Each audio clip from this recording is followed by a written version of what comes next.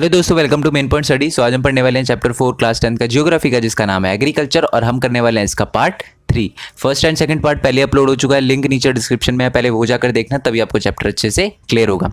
Okay, तो last part में हमने पढ़ा था ग्रेन क्रॉप्स के बारे में। ठीक है, वो फूड क्रॉप जिसमें अनाज के दाने होते हैं, जैसे वीट, राइट, पल्सेस, मिलेट्स। ठीक है, आज हम बात करेंगे food crop other than grain, यानी वो फूड क्रॉप्स के बारे में जिनमें अनाज के दाने नहीं होते। ठीक है, जैसे कि शुगर केन, अनाज के दानों से तो नहीं बनी होती ना शुगर केन। ठीक है, अब शुगर केन के बारे में कुछ ऑब्वियस चीज़ें जिसके बारे में आप अच्छे से जानते होंगे कि it is the main source of sugar, गुड़, खांडसरी, यानी ये सारी की सारी चीज़ें बनाने के लिए शुगर केन का यूज़ किया जाता है। दूसरी बात, लार्जेस्ट प्रोड्यूसर स्टेट, इंडिया के अंदर सबसे ज़्यादा गन्ना कहाँ पर उगाया जाता है? यूपी में उगाया जाता है।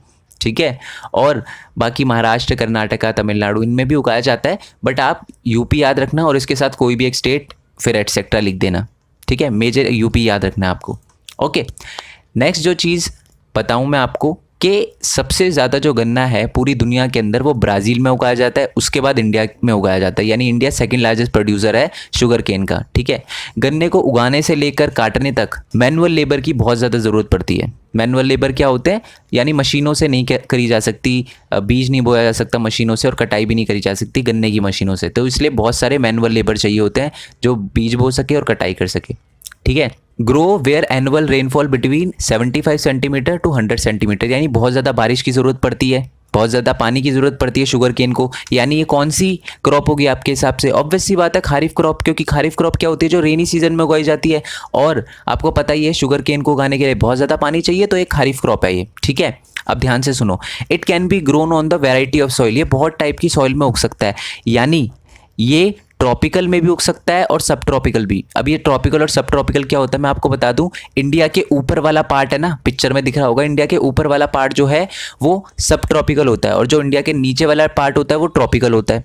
तो आपको पता है इंडिया में अलग अलग टाइप की सॉइल होती है, तो ये सब टाइप पे की सॉइल पे उग सकता है, तो ये ट्रॉपिकल और सब ट्रॉपिकल दोनों रीजन में उग सकता है। ओके, दूसरी बात है कि शुगर केन को उगाने के लिए हॉट और ह्यूमिड क्लाइमेट चाहिए, मतलब गर्म क्लाइमेट चाहिए, और जो टेम्परेचर हो वो 20 डिग्री सेल्सियस से 27 डिग्री सेल्सियस तक हो। ओके, ये था शुगर केन के बारे में। आई होप समझ आ गए हो। खुद ही से 5 पॉइंट बना के आप एग्जाम में लिख सकते हो, 3-4 पॉइंट तो आपको याद ही रहेंगे कि बहुत ज़्यादा पानी चाहिए होता है, मैनुअल लेबर चाहिए होते हैं, क्योंकि ऑब्वियस सी बात है इतने बड़े गन्ने को बोने और कटाई करने के लिए मशीन से करोगे, मशीन तो पूरा काट देगा, तो इसलिए मैनुअल लेबर चाहिए होते हैं।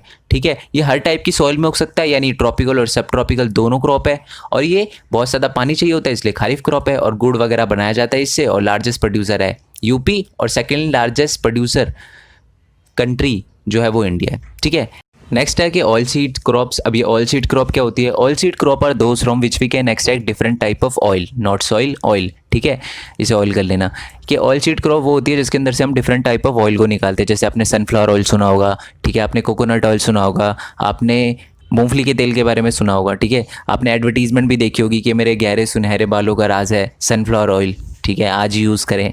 ठीक है, तो आपको देखो यही वाला पॉइंट है कि some of these are also used as a raw material in the production of soap and cosmetic, यानी सोप और कॉस्मेटिक्स बनाने के लिए एज अ रॉ मटेरियल भी बहुत यूज़ किया जाता है ऑयल सीड्स को। ठीक है, and different oil seed are grown approximately 12% of the total crop of India, यानी जितनी टोटल क्रॉप उगती है ना इंडिया के अंदर, उसका 12% तो सिर्फ डिफरेंट ऑयल सीड्स क्रॉप ही हैं। ठीक है, इसका एग्जाम्पल है ग्राउंडनट। ग्राउंडनट पता है ना, मूंगफली को कहते हैं, वो तेल बनाने के लिए भी यूज़ किया जाता है और नॉर्मली खाने के लिए भी यूज़ किया जाता है, इसलिए इन ऑयल सीड्स क्रॉप में से सबसे ज़्यादा ग्राउंडनट ही उगाया जाता है। मस्टर्ड, ठीक है, coconut, cotton seed, line seed, sunflower oil, soybean etcetera. ठीक है, एंड अगर हम ग्राउंड नट्स के बारे में बात करें तो एक खारिफ क्रॉप है, यानी रेनी सीजन में से ज़्यादा चाहिए उगने के लिए। गुजरात जो था वो लार्जेस्ट प्रोड्यूसर था इंडिया का 2016 में, यानी 2016 में सबसे ज़्यादा ग्राउंडनट गुजरात में उगाए जाते थे, एंड 2016 के अंदर ही जो सेकंड लार्जेस्ट प्रोड्यूसर था पूरे वर्ल्ड में ग्राउंडनट्स का वो भी इंडिया था। फर्स्ट पे कौन था? चाइना। हर चीज़ में नंबर 1 है, दिक्कत करने में भी। चलो नेक्स्ट है लाइन सीड एंड मस्टर्ड। ठीक है, ये एक रबी क्रॉप है, यानी विंटर सीजन चाहिए होता है इसको उगने के लिए। तिल, ये तिल है, ठीक है, उसको वो खारिफ क्रॉप है नॉर्थ के अंदर, रबी क्रॉप है साउथ के अंदर। ठीक है, वैसे आता नहीं है बट यार बताना मेरा फ़र्ज़ है, बोर्ड है तो समझ रहे हो ना आप। और बाकी कस्टर्ड की बात करें तो वो बोथ है रबी एंड खारिफ, यानी दोनों ऑलमोस्ट ये दोनों सेम ही है। अब बात करते हैं टी के बारे में। ठीक है, चाय हमारे इंडिया की दिलों की धड़कन है। ठीक है, तो टी की बात करते हैं, एक प्लांटेशन एग्रीकल्चर है, यानी बहुत बड़े एरिया में उगाई जाती है एक साथ। Okay, and T is a labour intensive industry. Labour intensive industry का मतलब क्या है? टी को उगाने के लिए बहुत सारे लेबर की ज़रूरत पड़ती है। It is also an important beverage crop introduce by the British in India. सबसे पहले ये जो बेवरेज थे, ये मतलब बेवरेज है, बेवरेज का मतलब जिसको हम पीते हैं, सबसे इंपॉर्टेंट बेवरेज क्रॉप है ये, जो कि ब्रिटिशर इंडिया के अंदर लेकर आए थे। ठीक है, जो India T plant grown well in the tropical and the sub tropical climate, यानी वही है दोनों ही बात कि ये जो टी है वो ट्रॉपिकल एंड सब ट्रॉपिकल दोनों क्लाइमेट में उग सकती है। ठीक है, and grow well in the deep and the fertile well drain soil, यानी उस पर उगाई जाती है, उस पर अच्छी उगती है। ठीक है, जो फर्टाइल सॉइल हो, ठीक है, और अच्छे से ड्रेन करी हुई हो, पानी दिया गया हो। ठीक है, और ये उस एरिया में भी अच्छी उगती है जहाँ पर रिच इन ह्यूमस हो। ठीक है, वो मिट्टी जिसमें बहुत ज़्यादा फर्टिलिटी हो। ठीक है, ऑर्गेनिक मैटर डाले हुए हो, मैन्योर वगैरह का यूज़ किया गया हो, उसमें जो टी की क्रॉप है वो बहुत अच्छी उगाई जाती है। ठीक है, T bushes require warm and the moist Frost free climate, यानी थोड़ा गर्म क्लाइमेट होना चाहिए और मॉइस्ट एंड फ्रॉस्ट फ्री पता है ना, तो एक आप देखते हो सुबह उठ के परत सी जम जाती है, बर्फ़ सी, वो नहीं होनी चाहिए। ठीक है, इसको कैसा क्लाइमेट चाहिए होता है? फॉस्ट फ्री क्लाइमेट चाहिए होता है इसको। Okay, major tea producing state कौन सा है? असम है, हिल ऑफ दार्जिलिंग है, ठीक है, एंड जलपाईगुड़ी डिस्ट्रिक्ट है, वेस्ट बंगाल, ठीक है, तमिलनाडु एटसेट्रा है। आपको क्या याद रखना है? दार्जिलिंग। दार्जिलिंग की चाय बहुत ज़्यादा मशहूर है, ये बात आपको पता ही है। ओके, एंड 2016 में फिर से हम सेकंड लार्जेस्ट प्रोड्यूसर थे। चाइना सबसे ज़्यादा प्रोड्यूस करता है चाय को। ठीक है, टी क्रॉप सबसे ज़्यादा उगाता है। तो समझ आ गया टी के बारे में। प्लांटेशन आपको पता ही है, और प्लांटेशन है तो बहुत ज़्यादा लेबर भी चाहिए। ठीक है, ब्रिटिश लेकर आए थे, इंपॉर्टेंट बेवरेज क्रॉप है, सब ट्रॉपिकल ट्रॉपिकल दोनों एरिया में उगती है। डीप फर्टाइल ड्रेन सॉइल चाहिए, रिच इन ह्यूमस और ऑर्गेनिक मैटर में अच्छे से उगती है ये। ठीक है, और इसको फॉस्ट फ्री एनवायरनमेंट चाहिए, मतलब मॉइस्ट और फॉस्ट फ्री क्लाइमेट चाहिए, मतलब ज़्यादा भी ठंड ना हो। ठीक है, और वार्म भी क्लाइमेट हो, ये ऐसा क्लाइमेट चाहिए उसको। कॉफ़ी की बात करें तो कॉफ़ी तो आपको पता ही है कि Indian coffee is known for the world for its quality. जो इंडियन कॉफ़ी है वो जानी जाती है उसकी क्वालिटी के लिए। ठीक है, सबसे arabica variety initially bought from the Yemen, यानी जो अरेबिका वैरायटी है इंडिया के अंदर कॉफ़ी की, वो यमन से लोग लेकर आए थे। ठीक है, initially it's cultivation was introduced in Baba Budan hills. सबसे पहले है ना ये उगाई जाती थी, कल्टीवेट करी जाती थी, कहाँ पर? बाबा बुडान हिल्स में। ठीक है, कर्नाटका के अंदर ही है ये भी। एंड मतलब बाबा बुडान हिल सबसे ज़्यादा पता ही है, वही वहाँ पर ही कल्टीवेट होती थी सबसे ज़्यादा कॉफ़ी पहले। ठीक है, बात करेंगे कि आज सबसे ज़्यादा कल्टीवेशन जो होता है वही नीलगिरी में होता है, कर्नाटका, केरला और तमिलनाडु में। मतलब सबसे ज़्यादा जो कॉफ़ी है वो कहाँ पर उगाई जाती है? कर्नाटका में उगाई जाती है। साथ में केरल और तमिलनाडु में भी उगाई जाती है, पर जो लार्जेस्ट प्रोड्यूसर है कॉफ़ी का वो कर्नाटका ही है। ठीक है, अब हम बात करते हैं हॉर्टिकल्चर की। ठीक है, नाम ही थोड़ा हॉट सा है। अभी हॉर्टिकल्चर का मतलब क्या होता है? देखो, एक पर्टिकुलर प्लेस पे फ्रूट्स और वेजिटेबल उगाना, यही हॉर्टिकल्चर कहलाता है। ठीक है, अब जो इंडिया है producer tropical as well as temperate fruits का। अब इसका मतलब क्या होता है? जिस फ्रूट्स को ट्रॉपिकल क्लाइमेट चाहिए होता है वो तो इंडिया में उगते हैं, साथ में जिनको मॉडरेट और टेम्परेट टेम्परेचर चाहिए होता है, थोड़ा सा ठंडा टेम्परेचर चाहिए होता है, वो भी इंडिया प्रोड्यूस करता है। ठीक है, India's produce about 13% of the world's vegetable. पूरे दुनिया की वेजिटेबल की बात करें ना, उसमें से 13% सिर्फ इंडिया उगाता है। मेजर क्रॉप कौन कौन सी उगती है इंडिया में? P, cauliflower, onion, cabbage, tomato, brinjal, potato, ये सारी की सारी उगती है। अब कुछ हमारी फ्रूट्स जो बहुत ज़्यादा मशहूर है, जैसे महाराष्ट्र के मैंगो, कोल्हापुरी आम सुना होगा आपने। ठीक है, नागपुरी संतरे सुना होगा, ऑरेंजेस ऑफ नागपुर, केरल के बनाना। ठीक है, और साथ में लीची और गुआवा, यूपी के अमरूद गुआवा को कहते हैं। ठीक है, एंड पाइनएप्पल मेघालय के बहुत ज़्यादा मशहूर है, और जो कश्मीरी सेब है, जम्मू कश्मीर के सेब है, वो बहुत ज़्यादा मशहूर है। ठीक है, नेक्स्ट बात करते हैं नॉन फूड क्रॉप्स की, यानी वो क्रॉप जो उगाई जाती है बट खाने के लिए नहीं उगाई जाती, जैसे कि रबड़। ठीक है, रबड़ का तो आपने एक ही यूज़ सुना होगा, इरेज़र रब करने के लिए जो यूज़ करी जाती है, बट ऐसा नहीं है, बहुत सारी दूसरी जगहों पर भी रबड़ का यूज़ करा जाता है। अगर आप अपने घर में भी चारों तरफ आके घुमा के देखो ना, तो आपको बहुत सारी चीज़ ऐसी मिलेगी जो रबड़ से बनी हुई है। ठीक है, तो रबड़ की बात करें तो रबड़ एक इक्वेटोरियल क्रॉप है। अभी इक्वेटोरियल क्रॉप क्या होती है मैं आपको बता दूँ, पूरे अर्थ के बिल्कुल बीचों बीच में से एक इमेजिनरी लाइन जाती है 0 डिग्री में से, उसको हम कहते हैं इक्वेटर। ठीक है, इक्वेटर के पास जो क्रॉप उगाई जाती है उसको कहते हैं इक्वेटोरियल क्रॉप। तो यानी रबड़ एक इक्वेटोरियल क्रॉप है। बट मैं आपको बता दूं, जो रबर है वो ट्रॉपिकल और सब ट्रॉपिकल एरिया में भी उगाई जा सकती है। मतलब हाँ, सबसे अच्छी क्वालिटी की बढ़िया जो रबर है वो इक्वेटर के पास उगती है, बट इसको ट्रॉपिकल और सब ट्रॉपिकल एरिया में भी उगाया जा सकता है। ठीक है, रबर जो है वो एक मॉइस्ट और ह्यूमिड क्लाइमेट चाहिए होता है उसको उगने के लिए, और साथ में सबसे ज़्यादा अभी तक जो हमने पढ़ी है सबसे ज़्यादा रेनफॉल चाहिए होती है रबर को। ठीक है, 200 सेंटीमीटर से ज़्यादा रेनफॉल चाहिए होती है रबर को। ठीक है, टेम्परेचर चाहिए होता है 25 डिग्री सेल्सियस। ओके, उससे ऊपर चाहिए होता है। साथ में ये इंपॉर्टेंट रॉ मटेरियल है। ठीक है, इंडस्ट्रियल के लिए आपको पता है ये इंडस्ट्री में सबसे ज़्यादा टायर बनाने की इंडस्ट्री में और भी बहुत सारी चीज़ बनाने के लिए रबड़ का यूज़ किया जाता है एज अ रॉ मटेरियल। ठीक है, और मैं आपको बता दूं लार्जेस्ट प्रोड्यूसिंग स्टेट है केरला। अब केरला क्यों? क्योंकि आपको पता है कि आपने सुना होगा पिछले साल ही केरल के अंदर बहुत बड़ी बाढ़ आ गई थी, यानी बहुत ज़्यादा बारिश के कारण प्रॉब्लम हो गई थी और बाढ़ भी आ गई थी। तो सबसे ज़्यादा पानी केरला के अंदर मिल जाता है इरीगेशन के लिए। ठीक है, तो इसलिए रबड़ जो है सबसे ज़्यादा केरला के अंदर प्रोड्यूस करी जाती है, बनाई जाती है, उगाई जाती है, माफ़ी चाहूँगा, उगाई जाती है। ठीक है, but also grown in Karnataka, Tamil Nadu, Andaman Nicobar, Garo hills of Meghalaya. बाकी जगहों पर भी उगाई जाती है, बट लार्जेस्ट प्रोड्यूसर केरला है। ठीक है, कर्नाटका वगैरह, तमिलनाडु और उसमें भी उगती है।